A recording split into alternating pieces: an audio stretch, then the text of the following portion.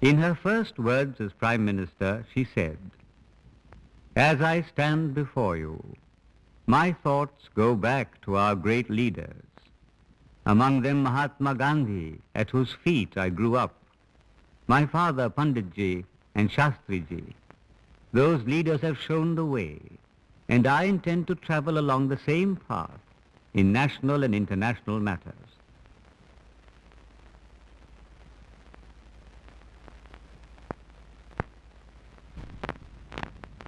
India soon hosted a non-aligned meet.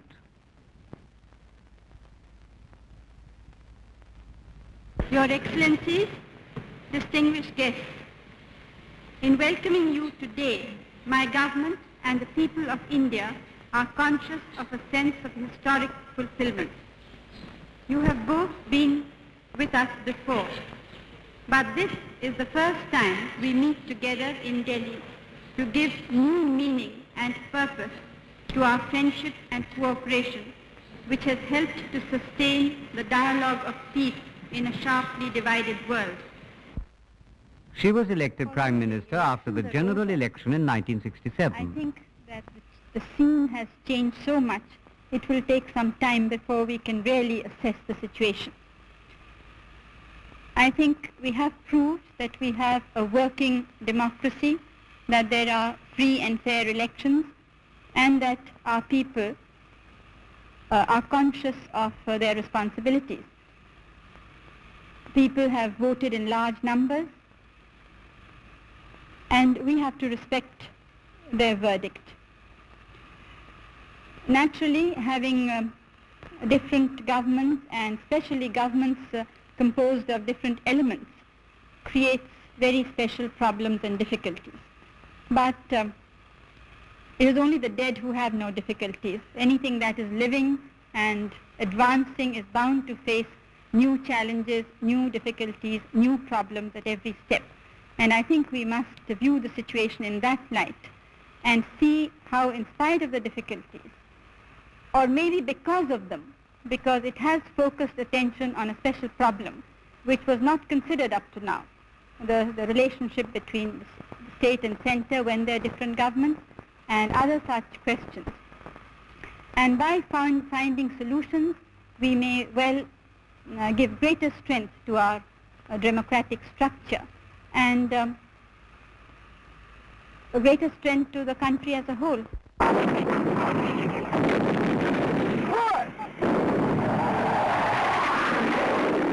A couple of years later, India had to face the enormous problem of a mass exodus of refugees from East Pakistan. A war ensued, and Bangladesh was born. Well, surely that the massacre there stops, the rape stops, the burning of villages stops. Can it not be fairly put to you that you're contributing in a way to the exodus of the refugees by your support for the Pakistan guerrillas? Now, mustn't you, in effect, face the question of having to reduce your support for the guerrilla armies operating in East Pakistan? Does that mean we allow a massacre to continue? What happened first? How many people were killed according to your correspondence of British newspapers, of American newspapers, of French newspapers, Canadian newspapers, Arabian newspapers? The massacre began long before there was a single guerrilla.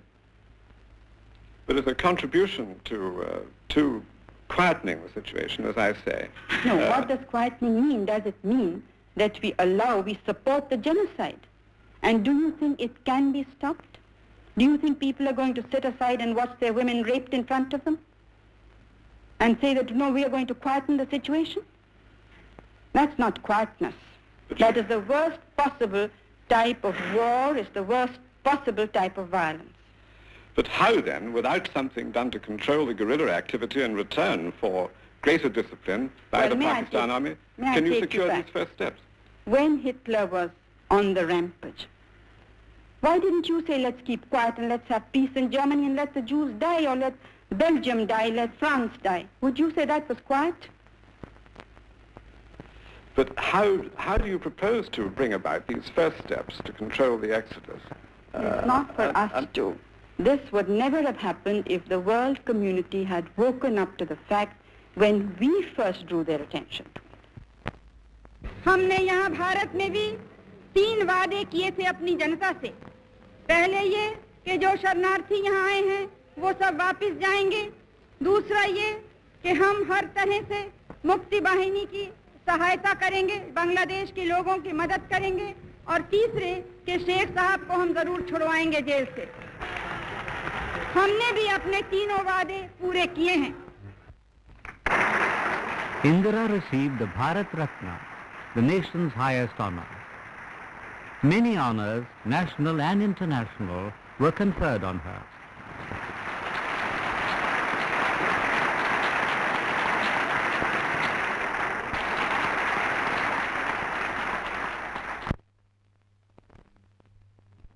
With the return of civilian rule in Pakistan, Mr. Zulfikar Ali Bhutto and Mrs. Gandhi met in Simla to sign an accord which promised peaceful relations and non-interference by each in the other's national affairs.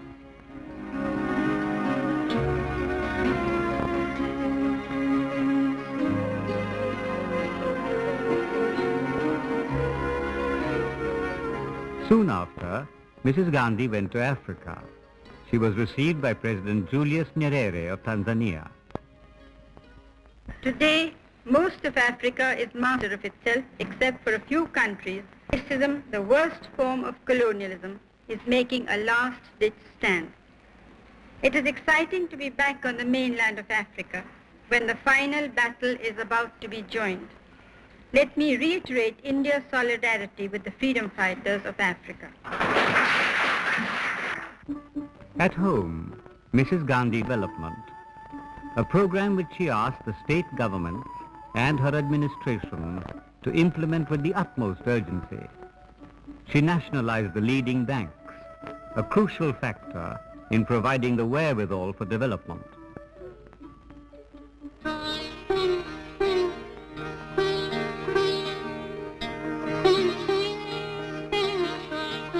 She was herself a dedicated and meticulous administrator.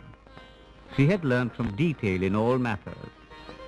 But unlike Nehru or Gandhi, she had little time for the politics of consensus or compromise. She was in a hurry to alleviate the sufferings of the people.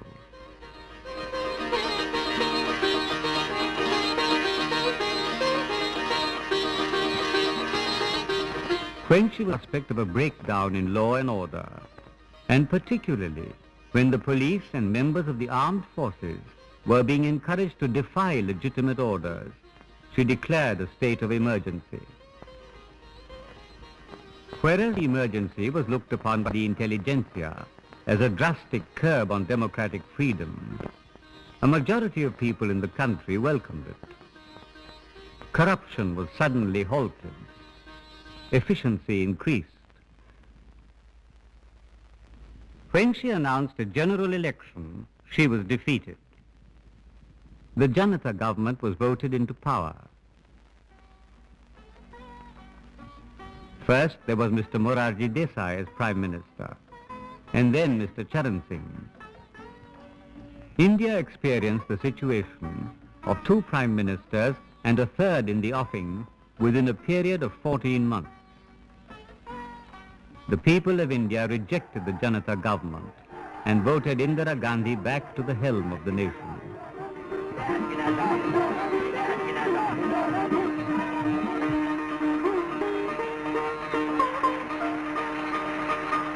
Hardly had she sworn to uphold the integrity of India when she had to rush to Belchi and Narayanpur to bring peace to a communal-stricken area. The response to her appeals was dramatic. There was peace and hope and good cheer once again.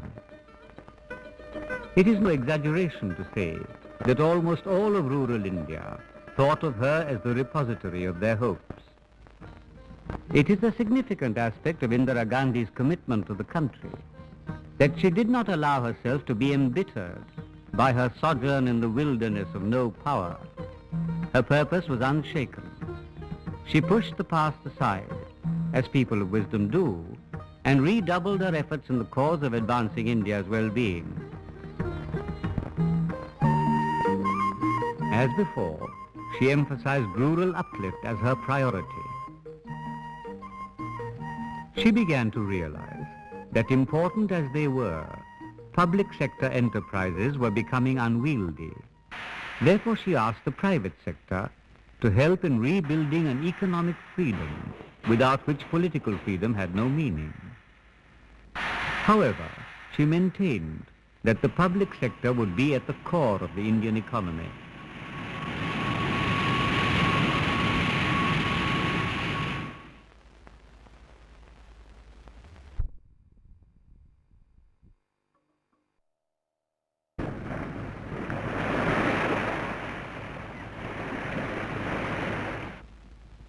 In her view of science and technology, she echoed Jawaharlal and believed in the development of the scientific temper.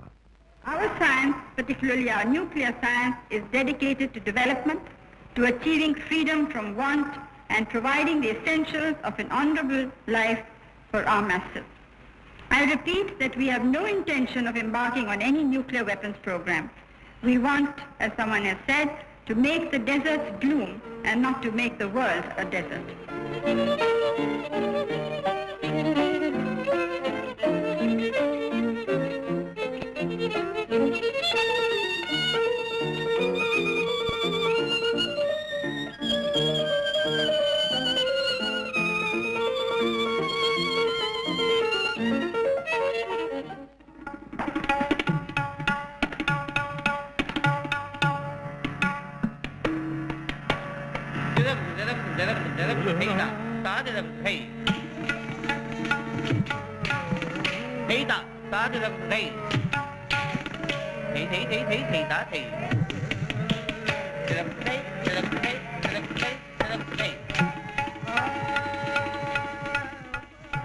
Mrs. Gandhi was always interested in the continuity of Indian culture and in the arts generally.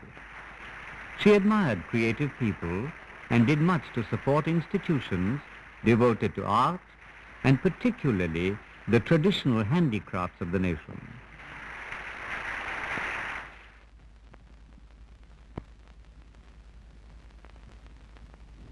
She allowed nothing to interfere with her commitment to the nation and humanity at large, not even the sudden death of her son Sanjay in a plane crash in June of 1980. She bore the loss with fortitude and carried on. In a world divided by nuclear confrontation, Mrs. Gandhi felt it necessary to confer with world leaders. She was as honored in the United States as she was in the Soviet Union.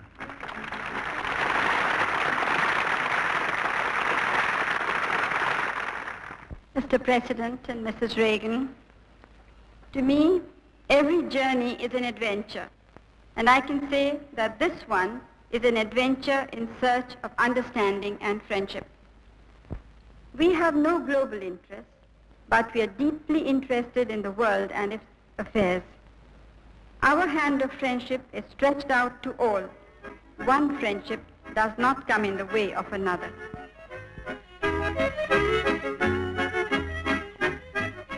While she was in the Soviet Union, she met the two prospective Indian cosmonauts. She was excited, indeed thrilled, at the training that the cosmonauts had to go through, taking man to the planets and perhaps someday to the stars. How she must have missed Jawaharlal.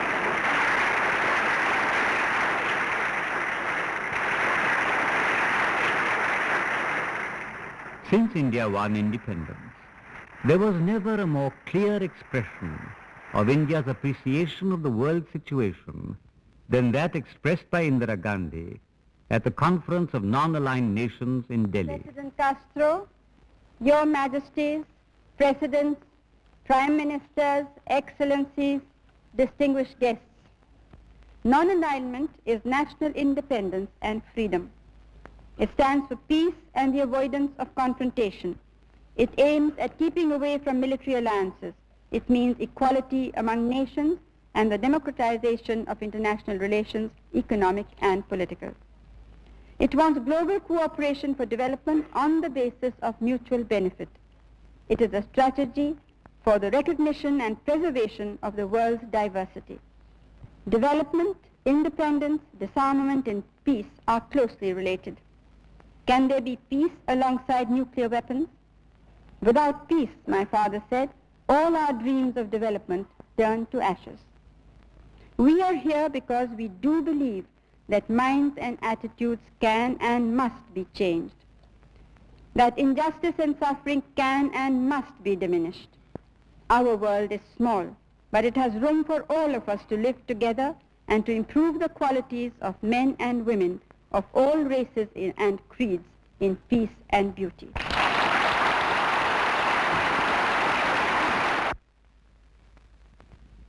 Within India, the Prime Minister was deeply concerned in regard to communalism and regionalism.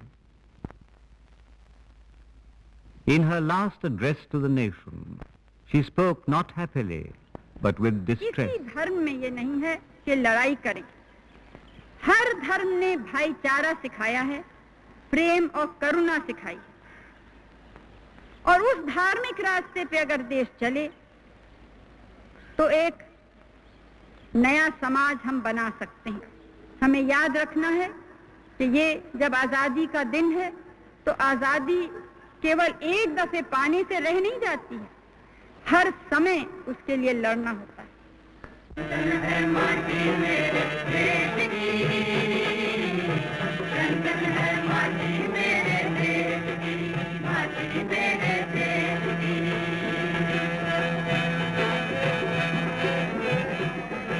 भूल है ये वो लौट के जिसने लाड़ किया है माँ से,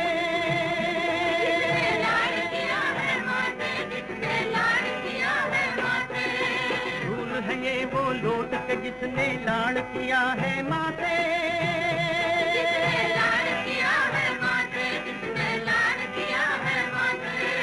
नेह का जिसके पार नहीं है, प्राण रहे हैं प्यासे, चंदन है माटी मेरे। In the last week of October 1984, she went to Orissa, where she seemed to apprehend her death. चिंता नहीं है कि मैं जीवित रहूं या नहीं रहूं, और जब तक मुझमें सांस है तब तक सेवा ही नहीं जाए, और जब मेरी जान जाएगी तो मैं कह सकती हूँ कि एक एक खून का खतरा जितना मेरा है, वो एक एक खून एक भारत को जीवित करेगा। The very next day, she was assassinated.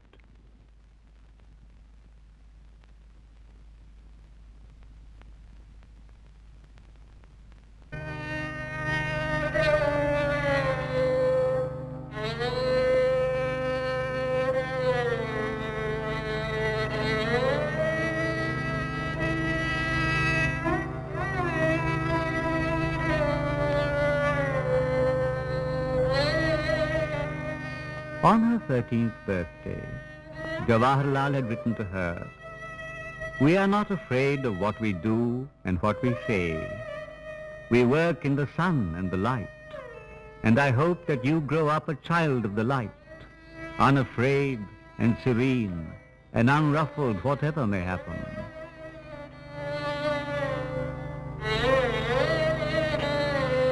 Goodbye, little one. And may you grow up to be a brave soldier in India's service. And that is exactly what she was, a brave soldier.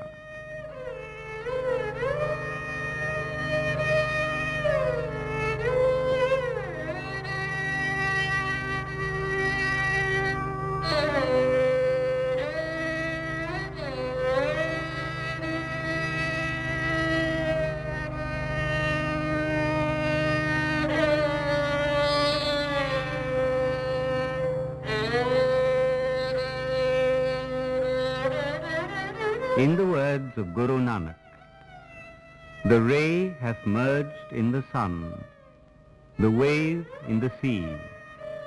The light hath merged in a greater light, and life is fulfilled.